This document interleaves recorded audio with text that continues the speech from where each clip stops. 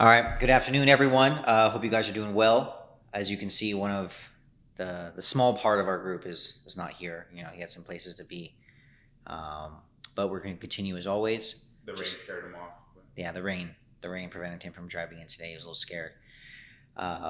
We have Adrian and myself with SoCal Properties team. Happy March. We're almost a quarter of a way through the year. That's All right. crazy. It's just moving. Let's talk about the open house this weekend. That was probably one of the better open houses that we've had in a while. I think it might be the price listed at 720, but that traffic over there was, even with the rain, the wind, signs getting blown over, things like that. I still had probably about 16 people come in there. Okay. 16 So parties. It still was like raining down. Yeah, it was pouring. Okay. All right. And that's usually not a good, environment for open houses. No, not at all. So the fact that you still had 16 people show up on a day like that on the second day, that says a lot. And I had about 30 people show up on Saturday, which was nice. There was always someone in the home. There's been one time where we were alone, but that's the power of marketing your property with correctly. And the best marketing strategy is the list price. Yeah. Doesn't matter 100%. how awesome the property is. Doesn't matter what sort of videos you make. If you do drone footage, if you send out 1,000 flyers to everyone in the neighborhood, the best marketing strategy for a property is listing it below market value. There's nothing that's going to bring more buyers, more eyes into that home than having a competitive list price. And that's not what the property is going to sell for. Right, we already have multiple offers. Our lowest offers at 735.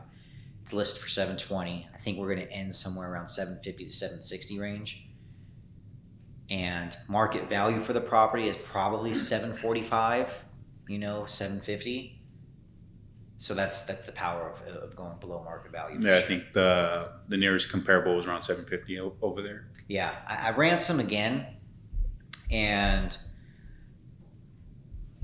what I found yesterday was we have a 3.2 for 760. We have a 3.2 for 750, right? There's one more in a little bit nicer area for 779. It's in a little bit nicer area, so I wouldn't necessarily consider that a comparable, but I think, value at the minimum would be 745. It depends on what happens with rates, obviously. Rates are starting to tick up. Did Miguel tell you what rates we're at? I think they're around. I think they went up a little bit, around 7 maybe. Yeah, I think we're at that. conventional. We're at that 7 point Yeah. again. We're at 7%. But I still, even in that open house, I still see serious buyers. I think maybe more than half of those people in the open house were pre-approved, pre-qualified. Yeah. So that was good to see, because we haven't had an open house like that in a while. Right. The majority of the buyers I spoke to, they wanted to put like 20% down on the purchase. Not that listing per se, but for their home, they wanted to put 20% down, which is just crazy. Most buyers are 3.5%, 5%, maybe 10%. So to have a majority of the buyers come in with 20% down shows you that just because you put your property under market value doesn't mean you're going to attract poor buyers, right? Yeah. In fact, you're going to attract higher quality buyers to your listing, which is what you want, right? You want higher quality buyers in your listing, higher quality agents, higher quality buyers, better offers. We mentioned something about interest rate going up to 7%. I think it's important to note that we're trending towards volatility again, I should say. So I know I've made this comment, and I shouldn't have made this comment to some of my buyers, that, hey, we could be at 5% by summertime. Well, now it doesn't look like it, right? So we just had a couple of increases. We're at that 7% mark, and we can't be out here telling our buyers or clients that, hey, we're going to be at 5% by summertime, because we have no idea. But this is exactly what we talked about last podcast. If we go back to last year, the same time, what happened with rates?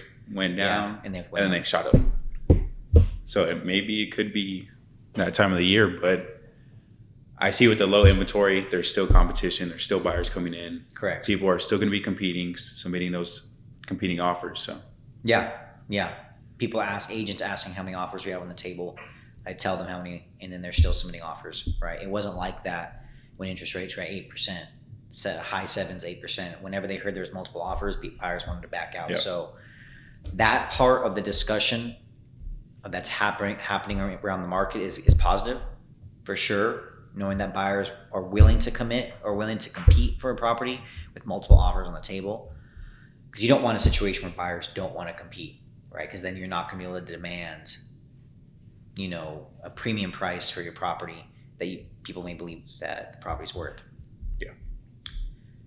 I had somebody come in, and I think he was a father. His son was submitting offers, trying to get a property over there in Saugus, Santa Clarita Valley. He said that his son submitted an offer.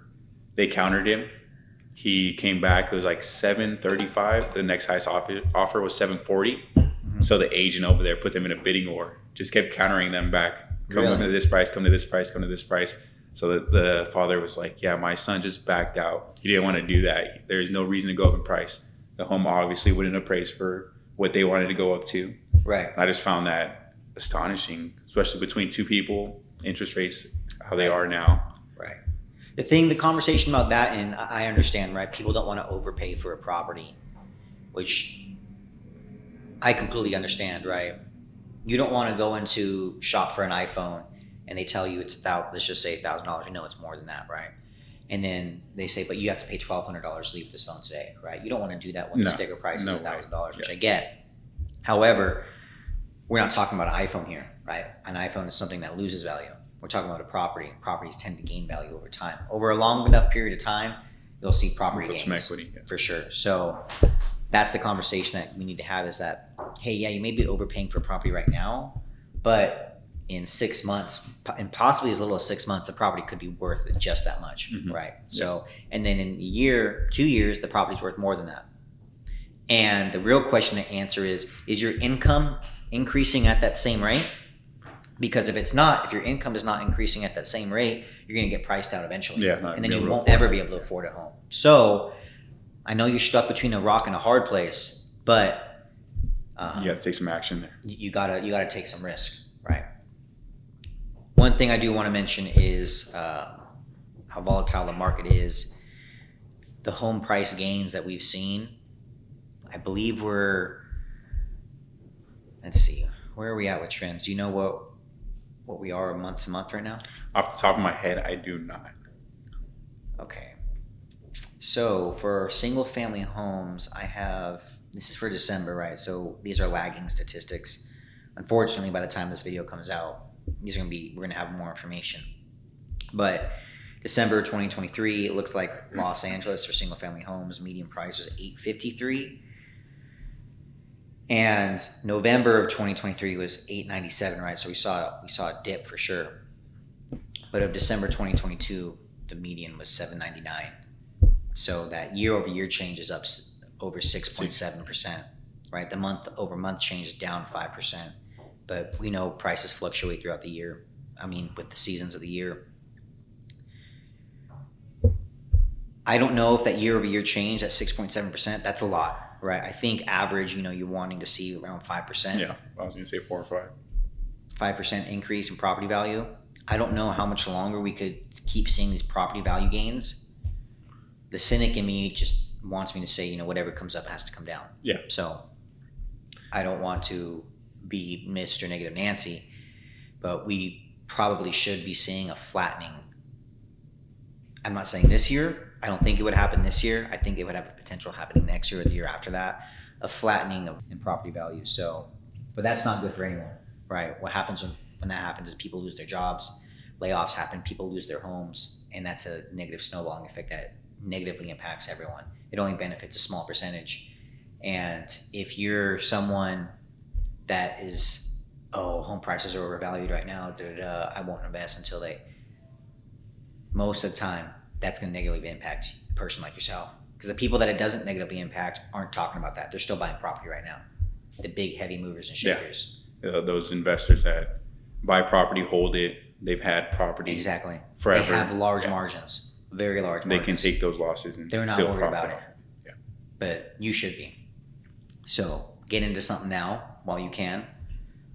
If you can afford to buy for sure. And if you're thinking about selling, right now might be a great time to get into the market as far as downsizing, right? Going into a smaller home. I know we had a couple buyers in our open house that were downsizing. Right now may be the best time because if your property, like I said, property values may not increase at the same rate. Right now may be that tipping point where you could get that max value and you won't have to ever look back and regret. So Yeah, I did have a couple of people come in, and I don't know what it was. A lot of people were talking about 2-story homes and wanting to downgrade to a 1-story home. was it older people? Well, like one older person, and then the few were like younger families with smaller kids. I don't know if it was for the safety of the kids or Stairs is the a lot. stairs. Yeah. So I just found that interesting. I mean, most people are going from a 1-story home to a 2-story home, usually. Yeah. There's just not a lot of 2-story homes in like Southern California, you know. Most of the time they're gonna be new builds, they're gonna be townhomes. Yeah. You don't really see too many 2-story buildings in like South Bay. Usually it's just an add-on. So those are pretty rare. I think it's just possibly the lifestyle that people like to live out here too, you know. Possibly. I know when we were door knocking over there Friday, I spoke with a lady for a minute over there, and she was saying that all of the homes in the area were all 1-story. Like the 2-story homes that we saw over there were all add-ons. Really? Yeah. Because there was like a fat neighborhood where they were all 2-story. When Yeah. we walked up past the stop sign right next to the school up So there. those are probably newer, Okay. but she was saying that street and like from Got you. like that street to the right, if you're facing the hill, Okay. those 2-story homes Got were you. added on. Yeah, I wouldn't doubt that. Oh, how many times did someone ask you about the fire insurance? Oh, The backyard. I think that was every other question. Right? Yeah. Right? So that's something that's huge now with the crazy fire insurance premiums or the home insurance premiums we're seeing now with, you know what? Okay, yeah, Allstate and State Farm are not currently accepting new applications for California home insurance, Yeah, cause for a disaster right there. while Farmers has scaled back the number of policies it plans to write. So that's huge, right? That's going to affect property values in the future because if you're not able to get insurance on a home, or if the insurance becomes so expensive to own a home, that goes into your monthly budget, right? And we know, like we said, income does not necessarily increase at the same rate that home prices do or have in recent memory. So if home prices are increasing and insurance costs are increasing, that's another way that is going to price out buyers. And it's another way that home affordability gets worse for the average citizen. So that's something that's huge that is maybe on the horizon that we may have not seen the large effects yet, but could have large impacts in the near future. Yeah, I was talking with Miguel. Miguel's one of the lenders that we work with closely. We were there, and he just brought it up because it was a question we were getting so often. He was saying that for most buyers, their first year for that fire insurance, you have to pay it all up front. Gotcha. So when you pay it up front, it doesn't really go into your monthly cost, but it is a big lump sum of money. Your closing costs. Closing cost, yeah. So I don't know what that would lead to. I mean, probably year over year they increase that insurance, Right. but that could be something to look out for. But you're seeing people with like insurance, you know, quotes of like $10,000 a year in some of these like fire hazardous areas. Yeah, And that is especially in that crazy. area where your backside's a hill. It's Right. known for wildfires, Right. which is Yeah.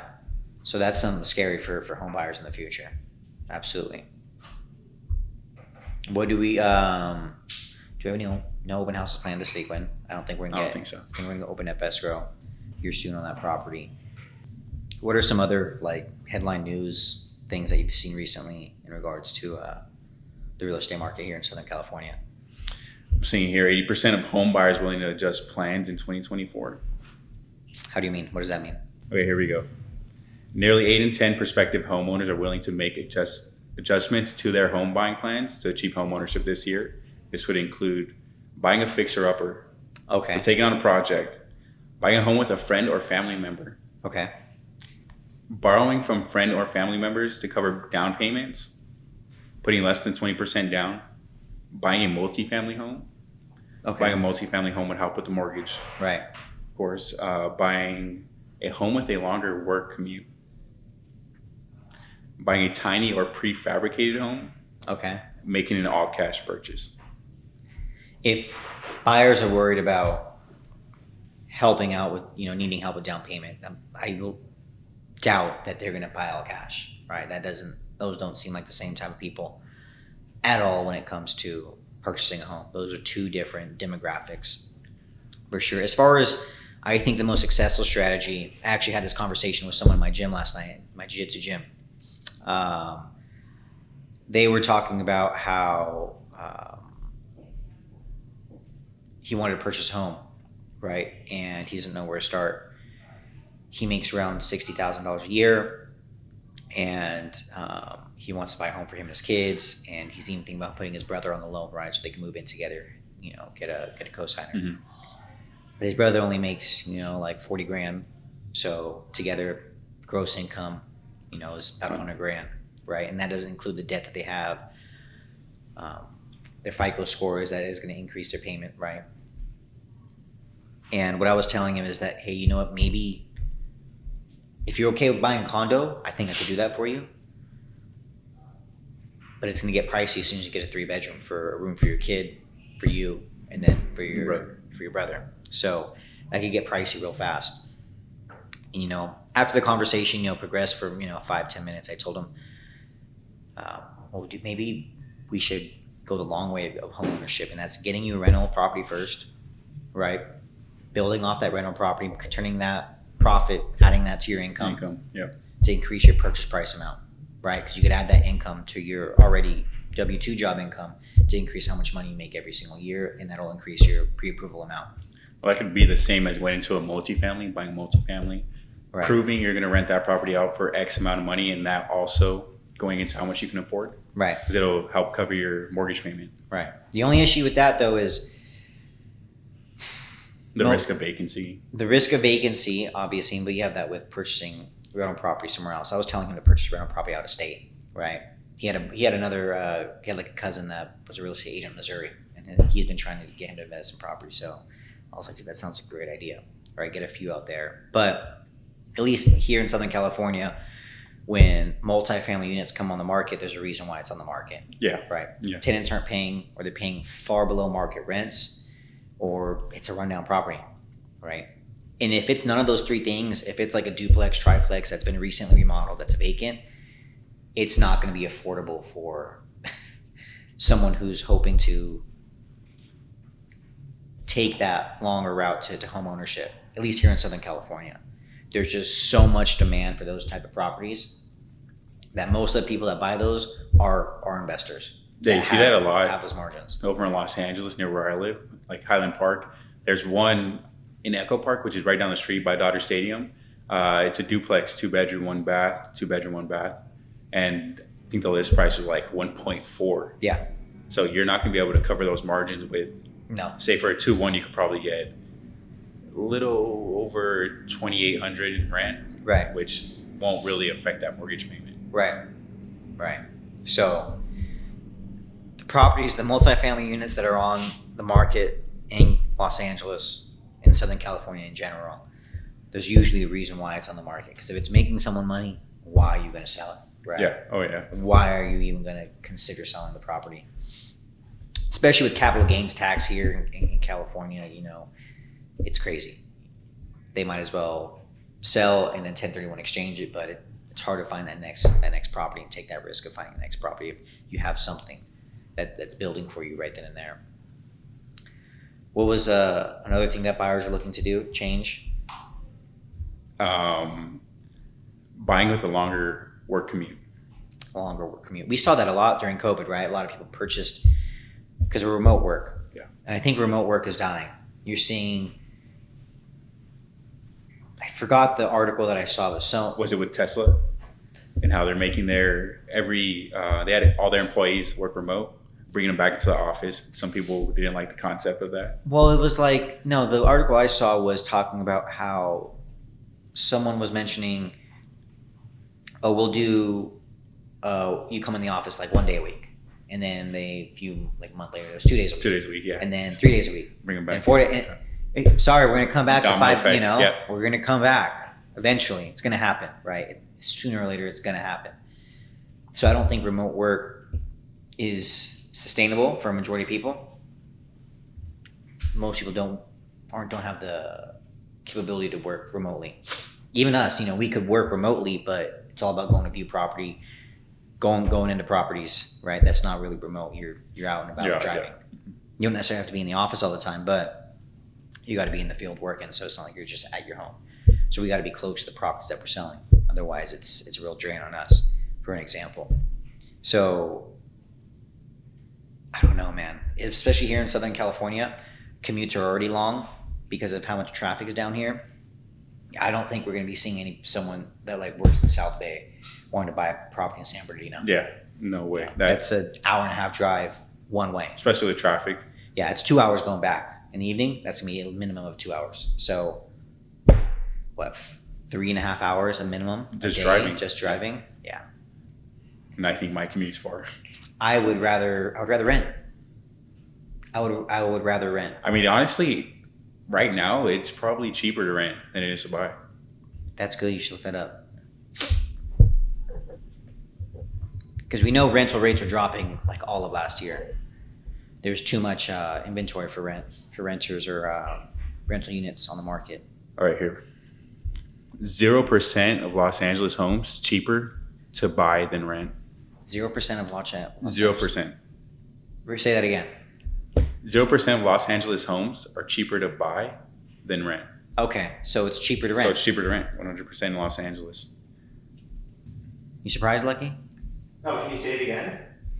So I could word it different. So none of the homes in Los Angeles are cheaper to buy than to rent. So to buy, you're paying more than you would to rent. So it's better to rent. Yeah, it's cheaper to rent. Right. And that's always, I think the reason for that being was that there was so many rental properties purchased during COVID, right? When we had those low interest rates.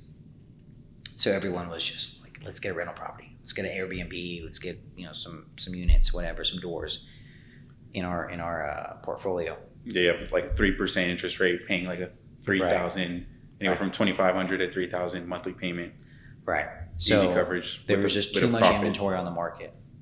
An example to use was Big Bear. I know you didn't go up there, but when I went up there to our open house up there was at least 2 signs on every single block. So that tells me that a lot of people purchase rental properties up there, Airbnbs for the wintertime. Yeah. And with too much inventory on the market for competing Airbnbs, something has to give. There's not enough demand to match the inventory that's on the market for something like that. So that's the same thing we're seeing right now in LA, probably, where there's too much inventory on the market. And then with home prices skyrocketing how they have the past few years, that combination led to, rental rates having to drop. So interesting. Oh, I'm sorry. I should probably put that on mute, huh? What sort of questions were buyers asking you? Since it was a good open house, what sort of conversations were you having with buyers? What were their concerns right now in the market? I don't feel that there were many concerns. I feel like it was more, okay, I'm here to look at the house. I would ask if they had any questions. None really had any questions. Okay. But going back to that, a lot of them are already pre-approved. Like they've gone through the process of that. That's pretty much all I saw. Okay. People were asking for people came from down up the street asking for market updates, like what the average home price is selling. Okay. So, okay. and it would just be around that 750 mark, around 750, anywhere to 750, around there, 745. And that's been different from, like the listing we had in Lomita. And what was the open house we did before that? So we had Lomita, Merrill, the condo. Okay. So what have been the different conversations that we've had in those open houses to this last weekend, because that's only a few months ago. Yeah, Right. yeah. So I feel like from going over there, Lomita, to going to Santa Clarita, I feel like I ask people how long they've been looking in Santa Clarita, 1 to 2 weeks, and they're already approved. Come to Lomita, ask people how long they've been looking, or we're just casually browsing. Like, we've been looking for like 2 to 3 months. Have you guys been pre-approved? No, we haven't. Okay. So I don't know if it's people not taking the process serious, or if they're holding back, being standoffish. It could be or just the different markets. Home prices are cheaper over there in Santa Clarita Valley. Yeah. Come down here to Lomita. Yeah. I think that's what it possibly is, right? 720 is still in that range where you're getting. It's competitive. Yeah, that's like the golden range, anywhere from like 600 to like 800. That's like that golden range of purchasing power that majority of at least people in Southern California are purchasing in, right? I would say that's the largest share. Yeah, if you see a home in that range and you like it, and you're not pre-approved, chances are it's gonna be gone within a week. It'll be gone. Right, because Lomita was listed at what, 920? I think probably around there. Yeah, I think we started at 960. No, it was 940. We started at like a 960. didn't we? Yeah, mid to high nines. Yeah, somewhere around there. And then we dropped it at 940, maybe 930, something like that. So I think that could possibly be it. Right, we're dealing with a different type of buyer. There's less inventory usually of those higher price points. On the market, we usually see more inventory of, the 600 to 800 range, and that's the inventory we need, right? That's the inventory that's going to help, a majority of Americans is that middle ground. We don't need the luxury, $800,000 plus $1 million homes, because there's a very small percentage of people that could actually afford that, right? Yeah. We need, homes that are $500,000, $600,000, $700,000 on the market to be able to help out with the supply in Southern California. And I could probably tell you right now, I don't know the stats at the top of my head, but I could assume that we have a larger share of that higher price point right now than we should, compared to the more affordable homes. The more affordable homes, if we have a larger share of that than anything, that's going to create a healthy market where buyers and sellers have to cooperate. Sellers just can't demand everything an arm and a leg and tell you to go kick rocks if you're not willing to play ball, right? Yeah. Or if you're not willing to hop on them, right, with what they want. And that's what is conducive for a healthy market. If we have too high of a share of luxury homes that are just sitting on the market like Lomita was for a while, then that's that's not going to be healthy for a market. Right, that's just sitting inventory that very small percentage of people could actually afford. So we shouldn't even really consider that into our inventory rates, right? Because I know we're trending upwards for inventory, and everyone wants to point to that. We have to dive deeper into what percentage. Days on market. No, I'm saying when we're seeing inventory increase on the market, what percentage in what price brackets, right? Oh, okay. Yeah. We want the largest pie of that percentage of inventory to be those affordable homes, right, to help out a majority of buyers. Mm-hmm. But if we just have a majority of the new inventory coming on that's luxury, that doesn't help a majority of buyers, right? It's not going to help the overall market, housing affordability and all that stuff. It's not going to be conducive to a healthy market, right? So we have to dive deeper into the numbers and looking at what the inventory is, what percentages are in lower income, middle income, and then luxury, right? Dive deeper into the statistics like that. So, anything personal you like to add, Sky Bunny? No, I just want to know what you're doing for Valentine's Day. Any new boyfriends? I just want to. Let me ask you this: what are you doing for Valentine's Day? When is Valentine's Day? Next week. Is it next week? Yeah. No, it's not. Yeah, the 14th, 15th. That should be upper body. So that should be like So chest and tries. Yeah. That should be chest, tries, and back. Yeah. That's what that should be. That's why my girlfriend asked me, "Oh, so what are we gonna do for Valentine's Day?" And I said, "Legs," and then started flexing on her. That's usually how it goes. Oh man. The only times we didn't spar when I was in collegiate boxing was on Monday. Monday we had the day off. Sunday we didn't do anything. We didn't train, but Tuesday through Saturday we sparred. Saturday was the rough day where like Damn, you guys sparred almost every day. Yeah. That explains They were a old school lot. coaches, man. They were old school. They were fucking rough. When I was kickboxing, we would only spar Wednesdays and Saturdays, and so when we would spar hard. And one time I was sparring with my master, and I'm in the ring with him, and dude, I kid you not, he's like, kick me. So I kicked him, and he's like, kick me harder. I kicked him harder, and out of nowhere, I just see his leg like whipping around Oh god. right under my elbow, right into my liver. That was the worst pain I've ever felt. I never felt anything like that before in my life. Yeah. There's a slight delay in that too, right? Yeah, I was standing there like nothing happened. Like I You're like, ate the I'm cake. good, and then oh shit. Yeah. Like 2 seconds later, you lose all your air. Yeah. You just drop to the floor. That's a weird one.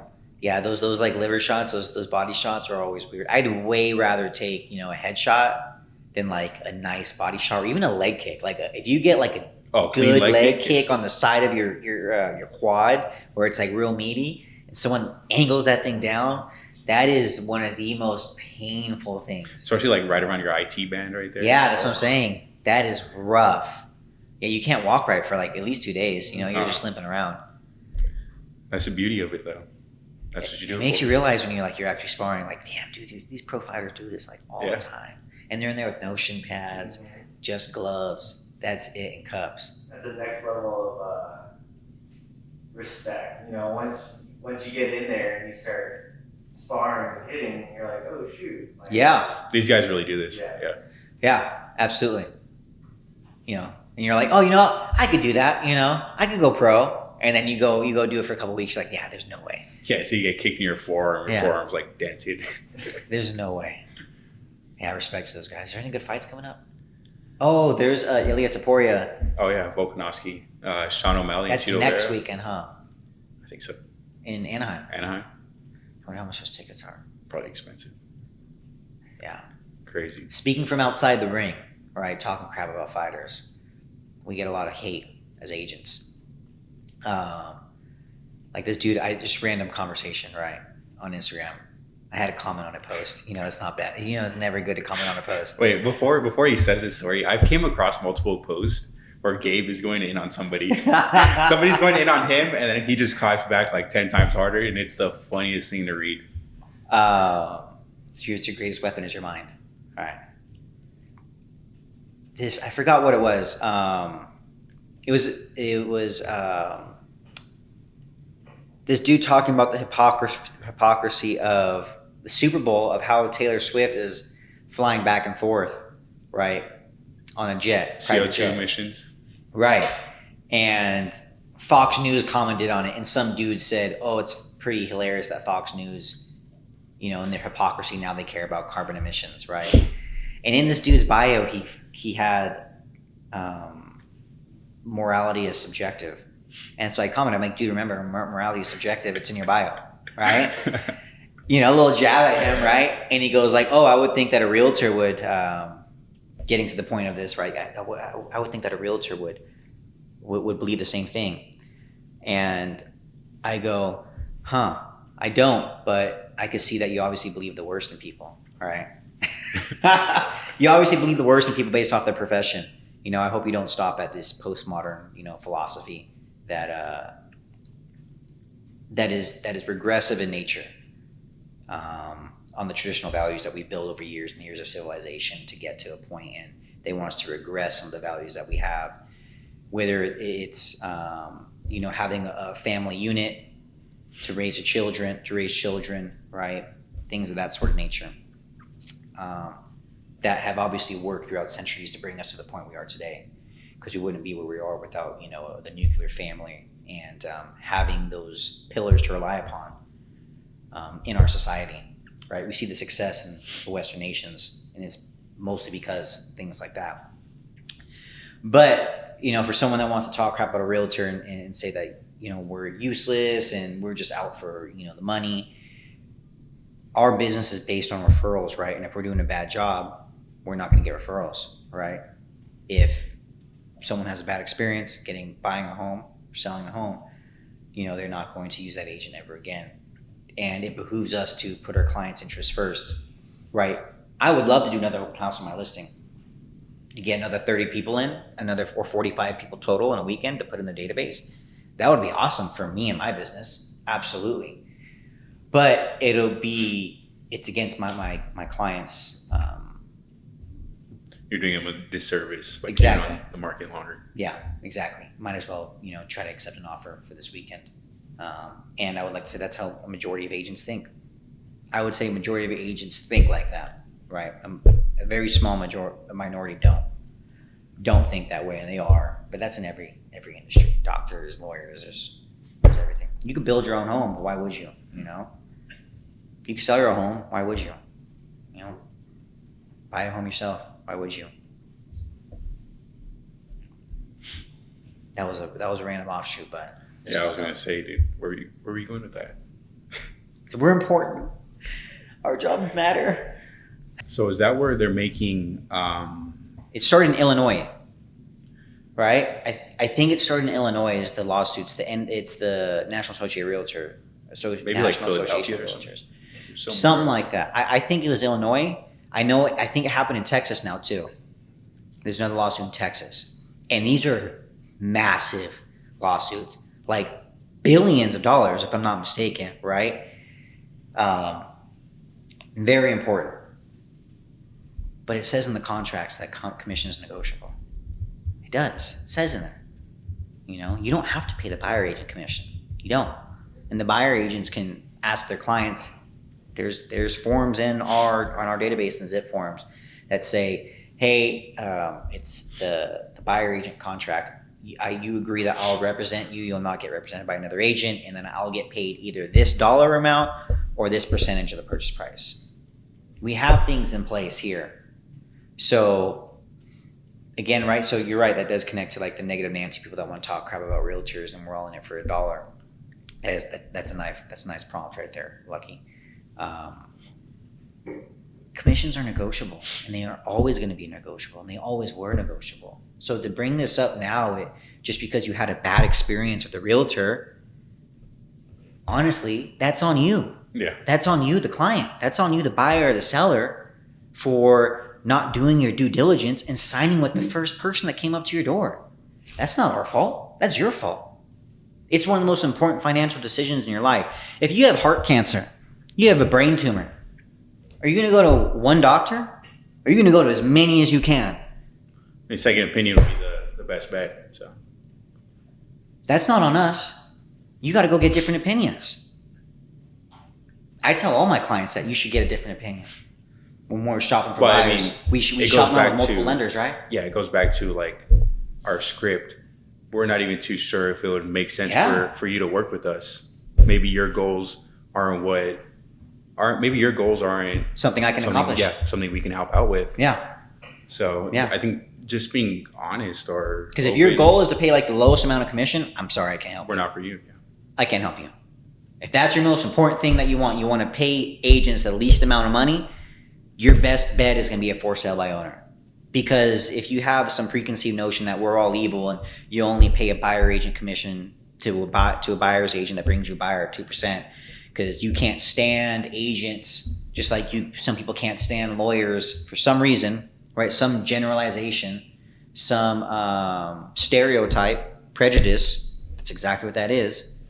Then your best bet is to go for sale by owner. And kudos to you, more power to you. Like no hate, no problem at all. I have no problem with the way you believe things, the experiences you went through. They're valid, right? And I can't do anything to change it at all. I don't think you're making the best decision for yourself in your pocket at the end of the day. Statistics show that, right? Agents can get in their clients anywhere from like 5 to 20% more and netting more money. The statistics show that. Yeah. So if you want to do that, all on you. But commissions are always negotiable. They always will be. And I think if anything in the future, it's just going to probably create a little bit more for sale by owners, to have a little bit more fear of agents being what's the word I'm looking for? Like scavenging off of them, right? Taking advantage of them. Probably create some more for sale by owners, but it's just going to make better agents rise to the top. That's all that's going to happen. It's going to create an even greater divide in agents and there's going to be less lousy agents and better agents. So it's probably actually better that there's more heat. But commissions have always been negotiable. It's in there in the listing agreement. You agree to pay a total percentage of, you agree to pay a total percent of purchase price of the property, blank, and then that percentage, and there's a percentage below that how much of that will go to The seller. go to the buyer. the buyer's agent. It's in there in the listing agreement. And if your agent isn't going over that with you in the listing presentation, that's probably a sign that you should get another, you should get another agent to come over and be like, explain this to you. Because if they're just docu-signing you and sending it to you, it's probably not the best agent for you. It's like when I got the land listing over in Malibu. Yeah. We got that objection, but it wasn't for that reason. So we went over that with him. We're going to list it at, was it 2% or 2.5%? Yeah. So 5% total. And then he came back to us like, oh, that's not enough. You got to give yourself more commission because you won't be making any money off of this. Right. So just going over your commission with your seller, being open with them, not lying to them, showing them what you're going to use that commission for, how you're going to market their house. There you go. Right. Use it to attract more buyers, photos, professional photography, right, things like that. So right. That's Exactly. all it comes back Right. to. You could go to a discount broker that charges discount prices. What are you going to think about the services you're going to get? You think you're going to get high quality service? Nope. You want to pay Toyota prices, but you want BMW luxury, right? It's those two things don't add up. And that's the same thing with the list price too. When we're marketing properties, right? You want to put you want to list a property above market value. A little tangent here, right? We want to put the property above market value. This is a tip for sellers. But your property is not of the same quality as those comparables in the area for that price, right? You can say, oh, my home has this, my home has that. Yeah, but that home is completely remodeled. That home has a pool, that home has solar, right? And yours, there's nothing wrong with it, but it's not updated to that. You can't demand the Mercedes-Benz price and offer a Toyota Corolla in terms of, the amenities and luxuries that you get. So, yeah, commissions are completely negotiable, and you should do your due diligence of meeting with multiple agents. Because I think 60 or 70% of people sign with the person that they first meet with as far as listing their property. And that's one of the most important decisions you're going to make in your entire life, right? How much you're going to net from the sale of your property, the most important investment that most people make in their life, and then it's going to greatly determine also your viewpoint of agents, which is going to affect future transactions of the most important transactions people are going to make in your life. So you're setting yourself up for disaster if you just sign with the first agent, you don't interview multiple agents, you go through a bad experience, so you never want to use an agent again. So then when you're purchasing property, you're paying for more than you should because you don't have an agent representing you. And then when you sell that property again, you're going to sell on your own, which means you're missing out on $10,000, $20,000, $30,000, $40,000 of sale price. You don't have an agent negotiating for you. So you're losing hundreds of thousands of dollars in your lifetime if you don't align yourself with the high quality agent. Does that make sense? Does that make sense what I'm saying? Yeah. I didn't even really look at it that way from your perspective. Extrapolate it. Yeah, you're losing money from buying. Then you're losing money from selling. Yeah. It's almost like a domino effect. You're just going to keep going through that process and losing what you could be profiting, pay more, which will also go back to a loss. So, we want to talk about mental fortitude with like the most success in sports, the most successful businessmen, right? Just because they go through failures doesn't mean that they close off their mind, right? They have one bad trainer. Oh, I'm never gonna get a trainer again. That makes no sense. That wouldn't make sense for Kobe Bryant. That wouldn't make sense for Michael Jordan. I'm sure Michael Jordan, he had a bad high school coach, right? Didn't make it on the team. If he just gave up on basketball and said, I'm not going to have a coach again, that makes no sense. You set yourself up for disaster. You're never going to be successful. So that was a great tangent. Thank you, Lucky. That was awesome. Those lawsuits I don't think they made their way here yet in California. I think they're in Texas. They're in the East Coast. Gary Keller, actually, and Keller Williams, they didn't settle in the beginning. I believe they took it to court, right? All Remax, I believe, settled. There's a few people that settled.